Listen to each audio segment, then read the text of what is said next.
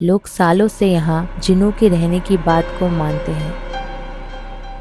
Firoz Shah Tughlaq dynasty के तीसरे सुल्तान थे और उन्होंने 1354 में एक नई राजधानी की नींव रखी जिसका नाम था फिरोजाबाद, और उस दौरान बना ये किला जिसे नाम दिया गया फिरोज शाह कोटला। और तब से इस किले में कई ऐतिहासिक घटनाएं घटी हैं। अशोकन पिलर से लेकर जिनों तक ये किला कई दिलचस्प रहस्यों का गवाह रहा है। इस किले में एक ऐसा पिलर है जो इस किले से भी पुराना है। ये पिलर ओरिजिनली अशोका ने टोपरा नाम के गांव में इरेक्ट करवाया था। Topra present day Haryana state में आता है। फिरोज शाह तुगलक की नजर जब इस पिलर पर पड़ी तो उन्होंने इसे दिल्ली ले जाने का सोचा, लेकिन इस पिलर को दिल्ली ट्रांसपोर्ट करना कोई आसान काम नहीं था। कॉटन सिल्क में लपेटकर मुश्किलातों से इस पिलर को दिल्ली लाया गया और इसे इस 3 मंजिला इमारत पर जगह दी गई। एक अशोकन पिलर को टोपरा से दिल्ली लाने के पीछे फिरोज शाह तुगलक की क्या मंशा रही होगी, इससे जुड़ी कई थ्योरीज और फोक टेल्स हैं। कुछ थ्योरीज कहती हैं कि फिरोज शाह तुगलक अशोकन पिलर पर लिखे मैसेजेस को नहीं समझ पाए थे, क्योंकि ये मैसेजेस ब्राह्मी स्क्रिप्ट में लिखी गई थी और तब तक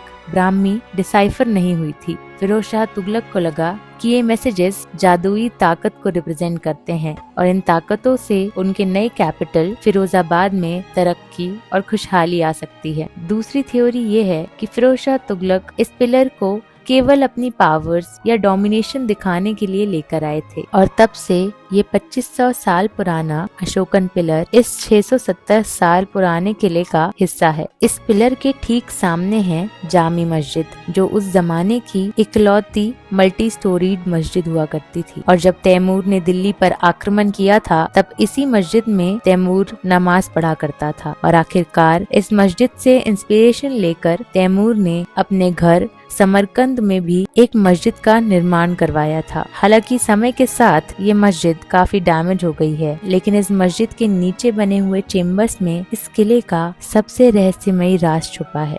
इन अंधेरे चेम्बर्स में रहते हैं वो जिन जो इच्छाएं पूरी करने के लिए जाने जाते हैं। हर थर्सडे कई लोग अपनी इच्छाएं कागज में लिखकर यहाँ छोड़ जाते हैं, इस उम्मीद से कि यहाँ रहने वाली रहस्यमय शक्तियाँ उनकी तकलीफें दूर कर देंगे। इसके अलावा यहाँ पर धूप, अगरबत्तियाँ, मिठाइयाँ और धागे जैसे चढ़ावे भी देखने को मिलते हैं। अब इसे आप श्रद्धा कहें, मान्यता या अंधश्रद्धा, लोग सालों से यहाँ जिनों के रहने की बात को मानते हैं। इस किले में दिल्ली की इकलौती सर्कुलर बावली भी है। इस बावली में ओरिजिनली छत थी जो समय के साथ डैमेज होकर गिर गई। फिरोज शाह तुगलक के दौर में एक एडवांस्ड वाटर लिफ्टिंग सिस्टम इस्तेमाल किया जाता था जो यमुना के पानी को इस बावली में पहुंचाने का काम भी करता था। उस वक्त में यमुना इस किले के बिल्कुल नजदीक से गुजरती थी।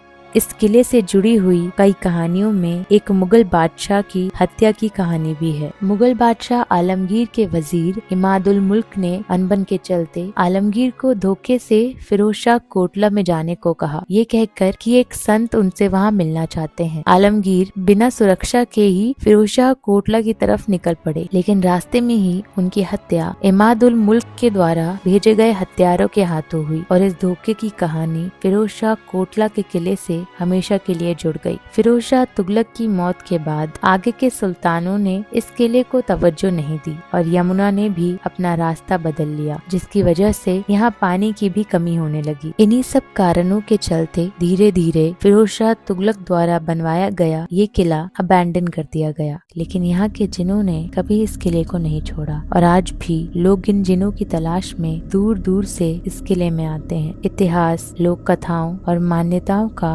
अजीब संगम है ये किला फिरोज शाह कोटला।